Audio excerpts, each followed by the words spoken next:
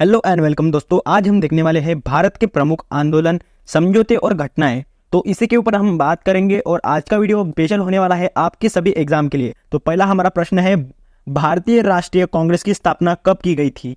तो मेरे प्यारे दोस्तों, इस वाली क्वेश्चन का सही आंसर हो जाएगा ऑप्शन सी, 1885 में भारतीय राष्ट्रीय कांग्रेस की स्थापना की गई थी। तो आइए इसी के ऊपर देख लेते हैं इंपॉर्टेंट पॉइंट। कांग्रेस की स्थापना हुई थी 28 दिसंबर 1885 में स्थापना हुई थी। गोकुलदास तेजपाल संस्कृत कॉलेज मुंबई में इसकी स्थापना हुई थी। अगर संस्थापक की बात करें तो संस्थापक कौन थे?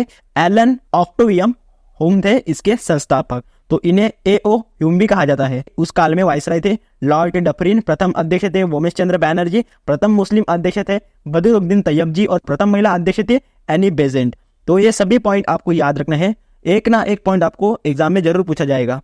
तो चलिए नेक्स्ट क्वेश्चन की ओर देख लेते हैं। होम रूल आंदोलन की शुरुआत किसने की थी? तो इस वाली क्वेश्चन का सही आंसर है ऑप्शन बी, बाल गंगाधर तिलक और एनी बेजेंट ने इसकी स्थापना की थी होम रूल आंदोलन की। तो आइए इसी के ऊपर देख लेते हैं। होम रूल आंदोलन आयरलैंड के होम रूल आंदोलन से प्रभावित था। होम रूल आंदोलन की शुरुआत हुई थी 1916 में हुई थी। तो ये आपको याद रखना है, किसने की थी? बाल गंगाधर तिलक और एनी बेजेंट ने इसकी स्थापना की थी। तो जैसे कि इनकी तस्वीर है, ये है बाल गंगाधर तिलक राइट साइड के और लेफ्ट साइड की है एनी बेजेंट। तो इन दोनों ने होम रूल लीग की स्थापना की थी। ठीक है, तो ये जो पुणे का बेलगांव है, तो यहाँ पे होम रूल लीग की स्थापना किसने की थी? बाल गंगाधर तिलक ने की थी और मद्रास होम रूल लीग की स्थापना एनी बेजेंट ने की थी। तो ये दोनों आपको पॉइंट याद रखने हैं। तो चलिए फ्रेंड्स, हम नेक्स्ट क्वेश्चन देख लेते हैं। मोहम्मद अली जिन्ना ने पाकिस्तान की मांग किस वर्ष की थी? तो इस वाले क्वेश्चन का सही आंसर है हमारा ऑप्शन बी, 1940 में मोहम्मद अली जिन्ना ने पाकिस्तान की मांग 1940 में की थी। तो चलिए इसी के ऊपर भी देख लेते हैं। 1940 को मुस्लिम लीग का अधिवेशन लाहौर में हुआ था। तो कहाँ पे हुआ था? 1940 में मुस्लिम लीग का अधिवेशन लाहौर में हुआ था। इसकी अध्यक्षता किसने की थी? मोहम्मद अली जिन्ना ने की थी इसकी अध्यक्षता। और इसी अधिवेशन में 1940 में पाकिस्तान की मांग रखी गई थी। मुस्लिम लीग की स्थापना अगर आपको पूछी जाए तो ये 30 दिसंबर 1906 में इसकी स्थापना की गई थी। मुस्लिम लीग की स्थापना ढांगा में सलीम उल्लाह एवं आगा खान ने इसकी स्थापना की थी। ठीक है, ये आपको याद रखना है। और मुस्लिम लीग के अगर आपको प्रथम अध्यक्ष पूछे जाए तो कौन थे? आगा खान थे मुस्लिम लीग के प्रथम अध्यक्ष। तो ये भी आपको याद रखना है। तो चलिए फ्रेंड्स, हम आगे देख लेते हैं। पूना पैक्ट किस किस के बीच हुआ था? तो ये पूना पैक्ट हुआ था डॉक्टर BR अम्बेडकर और महात्मा गांधी जी के बीच ये पूना पैक्ट हुआ था। तो ये भी क्वेश्चन आपको IMP करके जरूर रखना है। ठीक है, तो चलिए इसी के ऊपर हम देख लेते हैं। ये समझौता पुणे की यरवदा सेंट्रल जेल में 24 सितंबर 1932 में हुआ था। ये समझौते का परिणाम क्या था? तो ये जो केंद्रीय विधानमंडल था, तो इसमें दलित वर्ग के लिए सुरक्षित सीटों को 18% बढ़ा दिया गया था। तो ये आपको याद रखना है। और उसके बाद हम देख लेते हैं दलित वर्ग के लिए आरक्षित सीटों की संख्या प्रांतीय विधानमंडलों में 71 से बढ़ाकर 147 कर दी गई थी। मतलब जो दलित वर्ग था, तो इनके लिए जो आरक्षित सीटें थे, तो इसकी संख्या प्रांतीय विधानमंडलों में जो 71 थे, तो उससे बढ़ाकर 147 कर दिया गया था। ठीक है, तो उसके बाद का हमारा प्रश्न देख लेते हैं फ्रेंड्स। गांधी इरविन समझौता कब हुआ था? तो इस वाले क्वेश्चन का हमारा सही आंसर हो जाएगा ऑप्शन सी, 5 मार्च 1931 में गांधी इरविन समझौता हुआ था। तो आइए इसी के ऊपर भी देख लेते हैं इंपॉर्टेंट पॉइंट। तो ये जो गांधी इरविन समझौता था, तो ये 5 मार्च 1931 में हुआ था। महात्मा गांधी और लॉर्ड इरविन द्वारा एक राजनीतिक समझौता है। तो ये आपको याद रखना है। और इस समझौते का उद्देश्य क्या था? गोलमेज सम्मेलनों में भारतीय राष्ट्रीय कांग्रेस की भागीदारी को शामिल करना था। इसका ये उद्देश्य था। ये जो लॉर्ड इरविन था, तो इनके शर्तें कितने थे? 3 इनके शर्तें थे। जैसे कि हम देख लेते हैं। सविनय अवज्ञा आंदोलन समाप्त किया जाए, कांग्रेस गोलमेज सम्मेलन में भाग लेने लंदन आए और ब्रिटिश सामान का बहिष्कार ना किया जाए। तो लॉर्ड इरविन के ये 3 शर्तें थे। तो ये आपको जरूर याद रखने हैं। ये 1 मार्क के लिए आपको एग्जाम में पूछे जाते हैं। ये जो मेरी मेहनत है, तो ये आपको अच्छी लग रही होगी, तो चैनल को प्लीज शेयर कर देना अपने भाई बहन के पास। तो चलिए हमारा नेक्स्ट क्वेश्चन देख लेते हैं। प्रथम गोलमेज सम्मेलन किस स्थान पर आयोजित किया गया था? तो इस वाली क्वेश्चन का हमारा सही आंसर है ऑप्शन बी, लंदन में यहाँ प्रथम गोलमेज सम्मेलन आयोजित किया गया था। तो इसी के ऊपर देख लेते हैं फ्रेंड्स। अंग्रेज सरकार द्वारा भारत में असंवैधानिक सुधारों पर चर्चा के लिए टोटल 3 गोलमेज सम्मेलन हुए थे। भीमराव अंबेडकर जी ने तीनों गोलमेज सम्मेलन में भाग लिया था। तो ये गोलमेज सम्मेलन थे, तो ये टोटल 3 हुए थे। और ये तीनों में जो भीमराव अंबेडकर जी थे, तो इन्होंने तीनों में हिस्सा लिया था। और जो दूसरा गोलमेज सम्मेलन हुआ था, उसमें भारत की ओर से महिला प्रतिनिधि के रूप में सरोजिनी नायडू भी शामिल थी। केवल इसी दूसरे गोलमेज सम्मेलन में महात्मा गांधी जी ने इसमें भाग लिया था। तो उसके बाद देख लेते प्रथम गोलमेज सम्मेलन था, तो ये हुआ था 12 नवंबर 1930 में। द्वितीय गोलमेज सम्मेलन 7 सितंबर 1931 में हुआ था। तृतीय गोलमेज सम्मेलन 17 नवंबर 1932 में हुआ था। तो ये तीनों जब गोलमेज सम्मेलन हुए थे, तो उस समय इंग्लैंड के प्रधानमंत्री कौन थे? रैमजे मैकडोनाल्ड थे इंग्लैंड के प्रधानमंत्री। तो उसके बाद हमारा प्रश्न देख लेते हैं, सविनय अवज्ञा आंदोलन कब शुरू हुआ था। तो इस वाले क्वेश्चन का सही आंसर है हमारा ऑप्शन बी, 12 मार्च 1930 में सविनय अवज्ञा आंदोलन हुआ था। तो चलिए फ्रेंड्स, हम नेक्स्ट क्वेश्चन देख लेते हैं। किस कांग्रेस अधिवेशन में 31 दिसंबर 1929 में पूर्ण स्वराज्य की घोषणा की गई थी।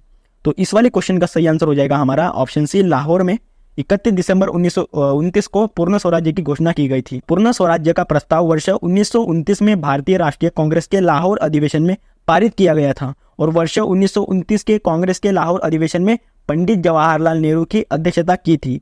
तो यहाँ पे वर्ष 1929 में जो कांग्रेस अधिवेशन हुआ था लाहौर में, तो इसमें जो पंडित जवाहरलाल नेहरू है हमारे भारत के पहले प्रधानमंत्री, तो इनकी अध्यक्षता इसमें की थी। तो उसके बाद का हमारा प्रश्न देख लेते हैं, वर्ष 1928 में भारत में आए उस कमीशन का नाम बताइए जिसका उद्देश्य भारत की संवैधानिक व्यवस्था में सुधार करना था। तो क्वेश्चन का सही आंसर है हमारा ऑप्शन डी, साइमन कमीशन नाम है उसका। तो इस वाले क्वेश्चन को भी आईएमपी करके जरूर रखना, ठीक है। तो इसी के ऊपर हम देख लेते हैं साइमन कमीशन के ऊपर। इस कमीशन की नियुक्ति ब्रिटिश प्रधानमंत्री द्वारा 1927 में सर साइमन के नेतृत्व में की गई थी और इस कमीशन में 7 सदस्य थे और यह वर्ष 1928 में भारत आया था। इसके जो मुख्य कार्य थे तो वो देख लेते हैं, भारत की संवैधानिक व्यवस्था में सुधार करना था। तो इसका यह मुख्य कार्य था। जब साइमन कमीशन में कोई भी भारतीय सदस्य नहीं रखा गया था, तो इसलिए भारतीयों ने इसका विरोध किया था।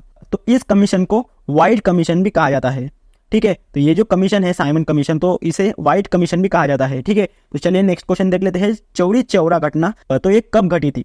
तो इस वाले क्वेश्चन का हमारा सही आंसर है ऑप्शन ए, 4 फरवरी 1922 में चौरी चौरा घटना हुई थी। तो इसी के ऊपर देख लेते हैं, चौरी चौरा के ऊपर 4 फरवरी 1922 को चौरी चौरा जो गोरखपुर है उत्तर प्रदेश का, तो यहाँ पे एक घटना हुई थी। एक हिंसक घटना के कारण गांधी जी ने असहयोग जो आंदोलन था गांधी जी का, तो वो आंदोलन वापस लिया था गांधी जी ने। ये जो चौरी चौरा घटना था, तो इस भीड़ ने पुलिस थाने में आग लगा दी थी, जिसमें जो 22 पुलिस कर्मचारी है तो वो मारे गए थे इस वाली चौरी चौरा घटना में। तो चलिए हम नेक्स्ट क्वेश्चन देख लेते हैं, असहयोग आंदोलन कब शुरू किया गया था। तो इस वाले क्वेश्चन का सही आंसर है हमारा अगस्त 1920 में असहयोग आंदोलन शुरू किया गया था, मतलब ऑप्शन ए इसका सही आंसर हो जाएगा। तो आइए इसी के ऊपर देख लेते हैं, असहयोग आंदोलन की शुरुआत महात्मा गांधी जी के नेतृत्व में 1 अगस्त 1920 को शुरू किया गया था, ठीक है। तो ये महात्मा गांधी के नेतृत्व में असहयोग आंदोलन हुआ था। तो चलिए नेक्स्ट क्वेश्चन देख लेते हैं, खिलाफत आंदोलन के संस्थापक कौन थे।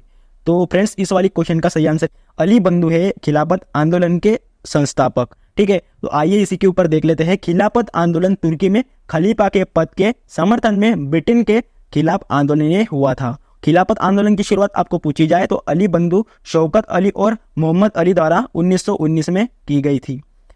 ये क्वेश्चन बहुत बार एग्जाम में पूछा जा चुका है, ठीक है। तो जरूर इसे याद रखना। नेक्स्ट क्वेश्चन देख लेते हैं, जालियांवाला बाग हत्याकांड किस दिन घटित हुआ। ऑप्शन बी, 13 अप्रैल 1919 को ये जालियांवाला बाग हत्याकांड हुआ था। आइए जालियांवाला बाग हत्याकांड के ऊपर देख लेते हैं। जालियांवाला बाग हत्याकांड 13 अप्रैल 1919 में हुआ था। ये बैसाखी के दिन हुआ था और रोलेट एक्ट के विरोध में पंजाब के अमृतसर के जालियांवाला बाग में एक सभा बुलाई गई थी।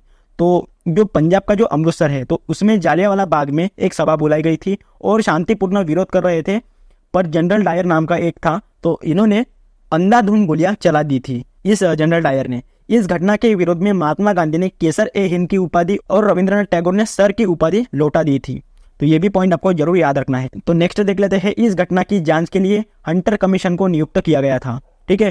तो ये जो घटना थी, तो इस घटना की जांच के लिए कौन सी कमीशन नियुक्त की गई थी। हंटर नाम की कमीशन इसमें नियुक्त की गई थी, जिसमें सरकारी रिपोर्ट के अनुसार 379 लोग, कांग्रेस समिति के अनुसार 1000 लोग मारे गए थे। ठीक है, जो सरकारी रिपोर्ट थे तो उनके अनुसार 379 लोग मारे गए थे, इनका ये प्रस्ताव था। और जो कांग्रेस समिति थी तो उनके अनुसार 1000 लोग इसमें मारे गए थे, इनका ये अनुमान था। इस सभा की मुखबिरी हंसराज नामक भारतीय ने की थी। तो इसकी जो मुखबिरी की थी तो ये किसने की थी, हंसराज नामक ने की थी, और डायर का सहयोग किया इसने। ठीक है, तो चलिए नेक्स्ट क्वेश्चन देख लेते हैं। काला कानून के नाम से प्रसिद्ध एक्ट कौन सा है? तो ऑप्शन डी सही आंसर हो जाएगा, रोलेट एक्ट काला कानून नाम से प्रसिद्ध एक्ट है। तो आइए इसी के ऊपर देख लेते हैं। मार्च 1919 में अंग्रेजों ने भारत में उभर रहे राष्ट्रीय आंदोलन को कुचलने के लिए यह कानून बनाया था, रोलेट एक्ट। रोलेट एक्ट 21 मार्च 1919 को लागू किया गया था। यह अधिनियम मार्च 1919 में इंपीरियल लेजिस्लेटिव काउंसिल द्वारा किया गया था ये अधिनियम। ठीक है, और कब किया गया था? मार्च 1919 में किया गया था। रोलेट एक्ट का आधिकारिक नाम अराजक और क्रांतिकारी अपराध अधिनियम 1919 था। ठीक है, तो ये जो एक्ट था तो इन्हें बिना वकील, बिना अपील, बिना दलील का कानून कहा गया है इसको, ठीक है।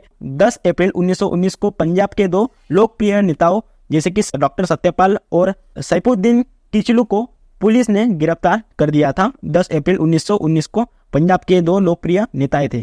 तो चलिए इसके बाद का हमारा प्रश्न देख लेते हैं, भारत की संविधान सभा किसके तहत गठित की गई थी? तो इस वाली क्वेश्चन का हमारा सही आंसर हो जाएगा ऑप्शन बी, कैबिनेट मिशन योजना, इसके तहत से गठित हुई थी भारत की संवैधानिक सभा। तो चलिए नेक्स्ट क्वेश्चन देख लेते हैं, भूदान आंदोलन किसके द्वारा शुरू किया गया था? तो क्वेश्चन का सही आंसर है ऑप्शन ए, विनोबा भावे से ये भूदान आंदोलन शुरू किया गया था। ये जो भूदान आंदोलन था तो इसकी शुरुआत किसने की थी? महात्मा गांधी के जो शिष्य थे विनोबा भावे, तो इन्होंने अप्रैल के महीने में 1951 में इसकी शुरुआत की थी। इसकी शुरुआत कहाँ से हुई थी? जो तेलंगाना में स्थित है पोचमपल्ली, तो इसकी शुरुआत यहाँ से हुई थी। तो इसे रक्तहीन क्रांति के रूप में भी जाना जाता है। तो ये जो क्रांति है तो इसे रक्तहीन क्रांति के नाम से भी जाना जाता है, जो भारत में एक स्वैच्छिक भूमि सुधार आंदोलन था। तो ये भारत में एक स्वैच्छिक भूमि सुधार आंदोलन था, ये रक्तहीन क्रांति, ठीक है। तो फ्रेंड्स, आपको ये वाला वीडियो अच्छा लगा होगा तो चैनल को प्लीज सब्सक्राइब कर देना, लाइक कर देना।